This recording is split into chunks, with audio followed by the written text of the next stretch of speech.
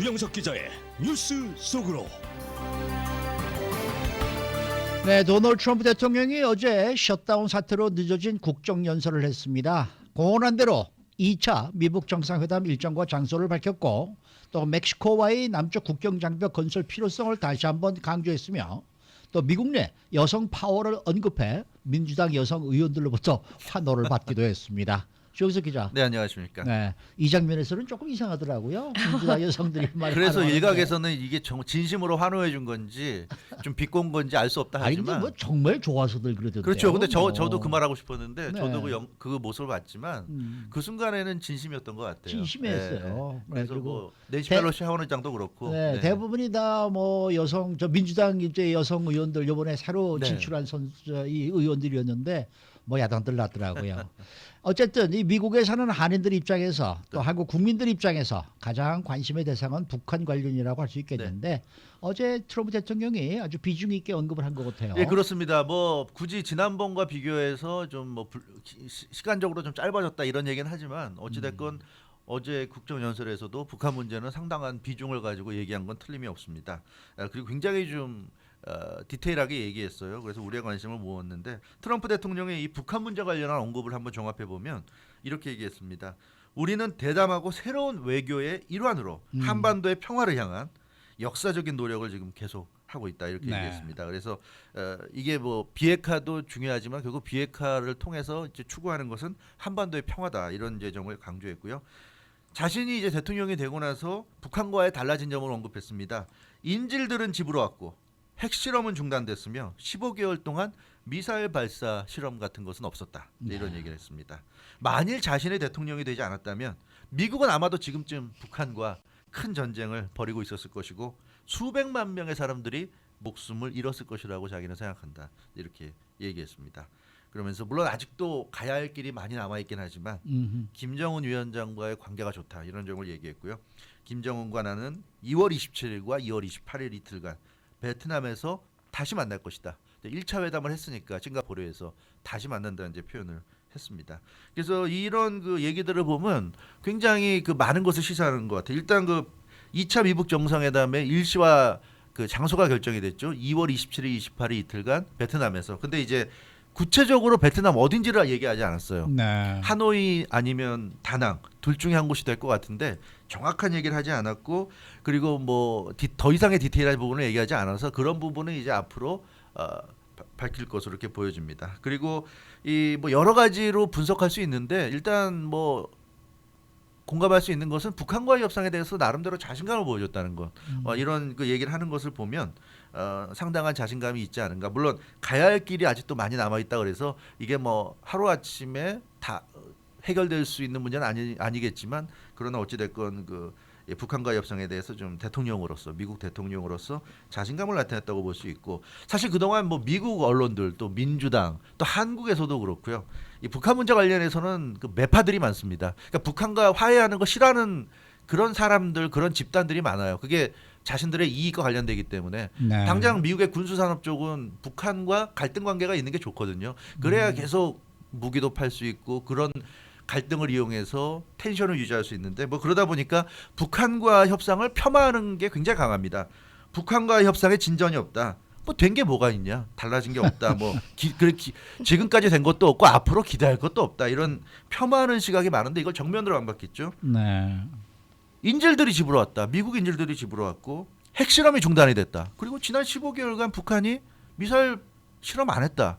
이게 진전이 없다고 그러면 그럼 뭘 원하는 거냐? 그렇게 컴플레인하는 사람들은 컴플레인을 위한 컴플레인일 뿐이다. 이런 이제 얘기고 그래서 트럼프 대통령이 그런 시각에 대해서 조목조목 반박을 했고 오늘 마이크 폼페오 국무장관이 여기에 뒷받침을 했는데 오늘 아침 언론과 인터뷰가 좀 나왔는데 네. 김정은 위원장이 비핵화 약속을 지킬 것으로 기대한다 이런 얘기를 폼페오 국무장관이 오늘 했습니다. 네. 김정은 위원장이 뭐라고 그랬냐면 북한의 진로를 변경하는 문제 그리고 경제적 여건의 개선이 필요하다는 문제를 분명하게 언급을 했고 이 부분은 자기 나라 국민들 그러니까 북한 주민들에게도 김정은 위원장이 직접 언급한 부분이다. 그래서 이 자기는 폼페오 국무장관 자신은 반드시 이게 잘 될 거라고 생각한다 얘기하고 있는데 결국 북한이 비핵화를 해주는 대신에 이 경제 발전을 미국으로부터 얻어내는 이런 식의 어떤 빅딜이 지금 추진되고 있지 않은가 뭐 이렇게 지금 추론해 볼 수 있을 것 같습니다. 네. 근데 뭐 북한 문제도 북한 문제였지만 사실 어저께 가장 관심의 대상이 됐던 건 나라 안에 최장기 그렇죠. 셧다운 사태를 불러 일으켰던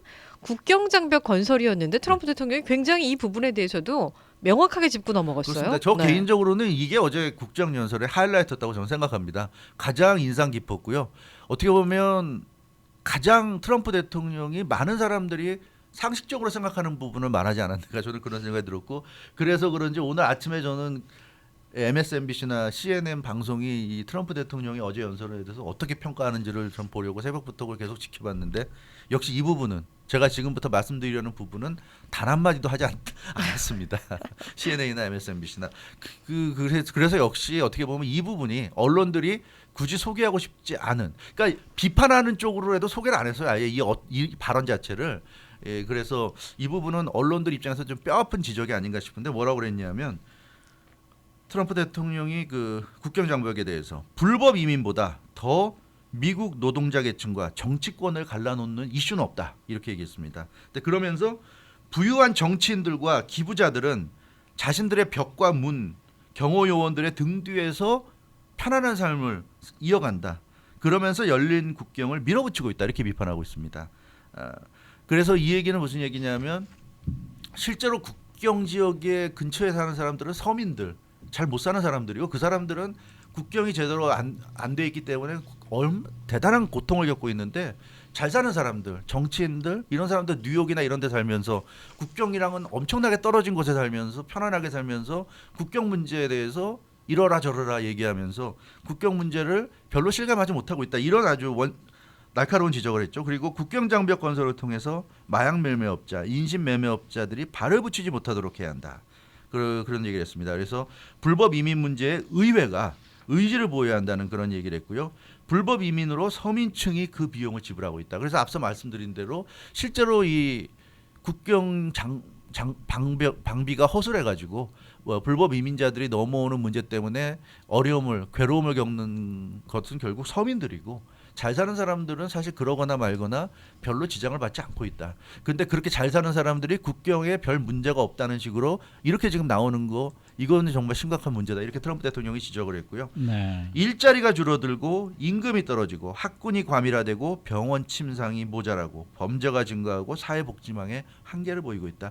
그런 식으로 해서 합법적이지 않은 불법 이민자들이 많이 들어오니까 결국 일할 사람들이 늘어나니까 임금이 더 떨어지게 되고 학군이 과밀화되고 그만큼 더 교실 수가 학생 수가 많아지니까 그런 식으로 지금 얘기를 하면서 이제 그런 이 서민들이 겪는 고충을 다 하나하나 나열을 했습니다. 그래서 열린 국경 지금 민주당 쪽이 얘기하는 그런 이 철저한 국경이 아니라 지금같이 이렇게 트럼프 대통령 표현이지만 오픈된 국경을 원하는 것은 이건 인정을 베푸는 것이 아니라 사실은 매우 잔인한 일이다. 이렇게 얘기했습니다. 미국 여성 3분의 1이 성범죄의 희생자가 되고 있고 국경 지역에서 미성년자가 범죄 도구로 좀 전락을 하고 있다. 이런 얘기를 하고 있습니다. 그래서 국경 장벽 없이는 인신매매 피해를 당하는 여성들이 계속해서 늘어나게 될 것이다. 이런 얘기를 했고요. 그래서 멕시코와의 남부 국경 지역은 무법 상태이기 때문에 새로운 시스템 도입이 시급하고 따라서 자신은 반드시 이제 국경 장벽을 설치할 것이다 이런 식으로 얘기했고요. 특히 이제 외국인들은 미국에 들어올 때 합법적이어야 된다. 이제 이 부분을 얘기했습니다. 그러니까 자기는 합법 이민에 대해서는 반대하는 것이 아니라 불법 이민을 얘기하는 것이다 이런 얘기를 했고요. 그래서 국경 장벽이 생기면 이런 불법 이민이 크게 줄어들 것이다 이렇게 얘기를 했는데 저는 개인적으로 이 부분이 상당히 인상이 깊었고 아마 많은 미국인들이 또 이런 부분에 대해서 지금 생각하고 있지 여론조사가 않았습니다. 네. 거의 네. 좀 좋게 나오고 있어요. 71%가 그렇죠. 네. 국경지대에 위기가 존재한다는데 좀 동의한다. 이런 이제 CBS 여론조사 결과가 또 나오고 있는데 오늘 아침 CNN이나 MSNBC가 이 부분은 아예 언급도 하지 언급을 않고 안 하더라고요. 아예 반박조차 못 하고 있어요. 다른 거 가지고 어떻게 보면 좀 얘기를 하고 있는데 그 보면 여기에 대해서 할 말이 없는 것 같아요. 근데 네. 저는 말이죠. 이거 어저께 그 이야기를 들으면서 우리가 좀 이 어프로치를 좀 다른 쪽으로 하면 어떨까? 예를 들어서 우리가 공항을 통해서 네. 미국에 들어올 때는 철저한 그건 당연히 예. 저걸 체크를 하고 들어오지 않습니까? 수속을 하죠. 네. 자, 그렇다 그러면 장벽을 통해서도 남쪽에서도 오는 사람들도 분명히 입국 검문소를 통해서 들어오게 된다 그러면 우리가 이게 정당한 방법 아니겠느냐. 있죠 검문소가. 네. 네, 있죠. 그러니까 그 검문소가 그걸 제 역할을 할수 하려고 있도록, 그러면은 그렇죠. 장벽에 있어야 되지 않겠느냐. 그렇죠. 이런 식으로 얘기를 하면은 훨씬 더 국민들한테 받아들이는 것이 좀 다르지 않을까. 그래요. 지금 뭐 무조건 국경 장벽부터 해가지고 이거 막고 저거 막고 뭐 이런 식의 어프로치니까 자꾸 반감이 나오고 그러지 않을까. 이런 전- 생각을 좀 솔직히 좀 그것도 했어요. 이해가 가고. 근데 네. 저는 어제 개인적으로 이제 설득력 있었다고 느낀 게 네. 이런 부분. 뭐 잘 사는 사람들, 뭐 민주당 의원들 이런 사람들은 다 뉴욕 같은 데 살면서 국경과는 아무 상관없는 삶을 누리면서 국경의 어려움을 실제 알지도 못하고 방관하면서 이렇게 국경에 장벽 설치하는 것만 막고 있다. 이건 굉장히 저는 설득력 있다고 느꼈거든요. 그 이야기할 때 낸시 펠로시 의장이 뒤에서 입을 삐죽거리더라고요. 그 부분은 사실 민주당 누구도 저는 반박하는 네. 걸 못 봤고요. 이거 이 말 자체는 사실은 너무나 팩트 저격이 아닌가. 어느 언론도 여기에 대해서 반박을 못 하는 것 같습니다. 근데 아까도 말이에요. 우리가 처음에 얘기를 좀 했습니다만 이제 이 여성 문제에 대해서 네. 언급했을 때 민주당 측에서 아주 환호가 나오지 않았습니까? 이거 참 웃긴 장면이었어요. 예. 아시다시피 어제 그 낸시 펠로시를 비롯한 모든 민주당 여성 의원들이 흰 옷을 입고 나갔잖아요. 네네. 그 지난 그 20세기 초에 여성 참정권 운동가들 서프러제트라고 그러죠. 이 항의 표시로 입었던 색상이 흰색이기 때문에 여성 운동, 여성 인권을 상징하는 그런 것을 좀 드러내는 차원에서 흰 옷을 입고 이제 나타났는데 지난번 1년 전 국정연설 때도 역시 흰 옷을 입었었죠. 근데 그 흰 옷을 입은 여성들이 일어나서 이렇게 환호하고 박수치는 게 참 인상적이었습니다. 그런 이유가 이제 트럼프 대통령의 여성과 관련된 발언이었는데 지난해 경제 성장으로 여성들보다 더 혜택을 받은 사람들이 없다. 여성들은 지난해 새로 창출된 일자리에 58%나 채웠다. 이러니까 네. 와 일어나서 박수치면서 환호했어요. 근데 이게 저는 좀 웃기다고 생각한 게 좀 웃겼어요. 트럼프 대통령의 이 발언은 그러니까 사실 여성들이 계속 피해를 받고 있고 여성들의 인권이 더 올라되고 여성의 권리가 더 신장이 된다 이런 이제 주장에 대해서 어떻게 그렇죠, 보면 그렇죠. 반박을 한 거나 마찬가지거든요. 네. 지금 미국에서 여성들이 사실은 많은 권리를 누리고 있고 이미 여성들이 일자리에 58%나 채웠기 때문에 사실은 여성들이 약자가 아니다. 그 얘기를 하는데 여성들이 환호를 올려서 이거는 좀 저는 그 순간에 좀 웃기다고 생각했는데 초선 의원들의 뭐랄까요, 그 좀 뭐라고 얘기를 해야 될까요? 좀 무지는 아니라 무지라고 얘기를 할 수는 없고 조금 설익은 듯한 행동이 아니었나. 그런 저는 느낌이었습니다. 솔직히 말해서 좀 그렇게 네. 생각했어요. 네. 그 사실 그래서 트럼프 대통령도 좀 깜짝 놀랐던 것 같아요. 그렇죠. 이거는 좀 여성들의 그런 여성이 약자라는 그런 주장을 좀 반박하는 내용이었는데 그걸 글쎄 여성들이 말이에요. 좋아하니까 네. 좀 놀라가지고 깔깔대고 좋아하고 이게 박수치는데 당신들이 좋아할 그 네. 말이 아닌데 뭐 이런 얘기하는 것도 들을 수가 있었고요. 어찌됐건 트럼프 대통령이 그 얘기하면서 의회가 여성에게 투표권 주는 헌법 개정안을 통과시킨 지 정확히 이제 100년이 지났는데 그 어느 때보다 더 많은 여성들이 지금 의회에서 일하고 있다 이런 얘기. 여기에 또 한 번 이제 환호를 했는데 이런 것을 보면 아마도 트럼프 대통령이 국정연설에서 이렇게라도 여성들에 대해서 언급을 한 것 자체를 아마 그 여성계 쪽에서는 또 민주당 여성 의원들은 자신들의 승리라고 아마 생각하지 않았나 뭐 그런 느낌도 들었는데요. 뭐 어찌됐건 트럼프 대통령이 이렇게 여성들에 대해서 언급을 해주고 여성들이 좋아하고 한 게 뭐 보기 싫지는 않더라고요. 예, 워낙에 그동안 싸우다 보니까 네. 뭐 앞으로 뭐 서로 미스커뮤니케이션을 하다도 이렇게 좋게 미스커뮤니케이션이 네. 되면 좋지 않나 저는 그런 생각을 갖는 어제 모습이었다고 생각합니다. 네.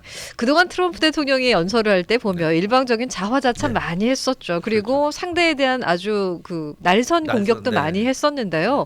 어제 연설을 보면 국정 연설을 보면 그냥 국민 대통합적인 그런 내용을 담았다는 거에 대해서 그동안의 연설에 비교했을 때 굉장히 좋은 긍정적인 평가가 나오고 그렇습니다. 있죠. 저도 네. 그래서 그 부분이 참 좋았던 것 같고요. 그리고 최영호 의원이 말씀하신 대로 그 연설 끝나고 나서 여론조사에서도 굉장히 긍정적인 답변이 압도적으로 많이 나온 것이 그런 부분이 아닌가. 어제 봐서는 특별히 거슬리는 부분이 없었다. 저는 맞아요. 그렇게 보여집니다. 네. 물론 중간중간에 민주당을 좀 비판하거나 공격하는 부분이 있었지만 그 정도는 용인될 만한 정도. 그러니까 어느 언론사 표현처럼 잽을 날리는 권투로 치면 강한 훅이나 어퍼컷이나 스트레이트를 날리는 게 아니라 가볍게 잽을 툭툭 던지는 정도였고요.